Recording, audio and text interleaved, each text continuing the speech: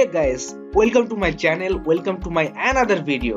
আজকে আমরা দুটি টিপস এন্ড ট্রিক্স শিখব, যেটা হলো ফাইল অথবা ফোল্ডার হাইড অথবা হিডেন করা এবং ফাইল এক্সটেনশন কিভাবে করতে হয় এইগুলা দেখা। আমরা অনেকেই কম্পিউটার ব্যবহার করি, কিন্তু আমরা অনেক কিছুই জানি না। ছোট ছোট বিষয়গুলো নিয়ে আমার এই চ্যানেলে ভিডিওগুলো সাজানো।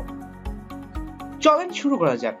প্রথমেই আমি শুরু করব কিভাবে ফোল্ডার হাইড করতে হয় আর কিভাবে হিডেন ফোল্ডার অথবা ফাইল খুঁজে পেতে হয়। প্রথমে আমরা একটি ফোল্ডার সিলেক্ট করব। যেমন ধরি এখানে আমি মুভিস ফোল্ডারটা হাইড করব। সেই ক্ষেত্রে প্রথমে আমি রিবনটাকে দিলাম। আমাদের অনেকের এই রিবনটা বন্ধ থাকে, সেই ক্ষেত্রে এই মিনিমাইজ রিবন থাকে।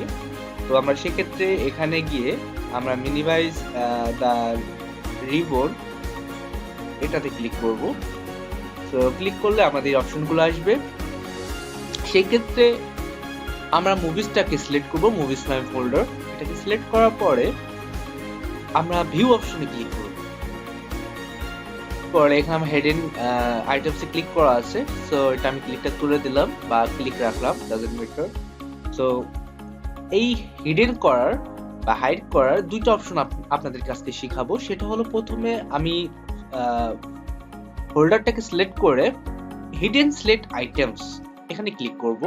ক্লিক করে এখানে দেখুন ভালোভাবে apply change to this folder only.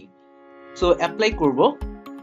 দেখেন অন্যান্য ফোল্ডারগুলো অনেক দেখাচ্ছে, এটা অপাসিটিটা কমে গেছে।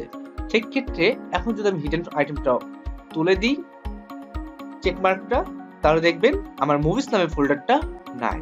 আবার যদি এখানে হিডেনটা দিই, সো আমার মুভিস নামে ফোল্ডারটা চলে আসছে।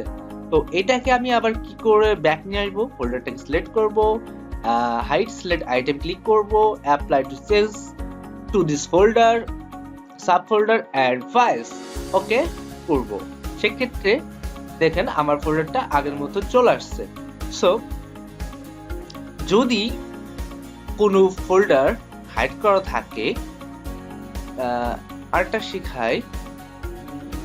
প্রথম ফোল্ডারটাকে ফাইল সিলেক্ট করব, করে প্রপার্টিসে যাব, গিয়ে হিডেন ক্লিক করব, অ্যাপ্লাই করব, then apply to folder change okay করব, ওকে।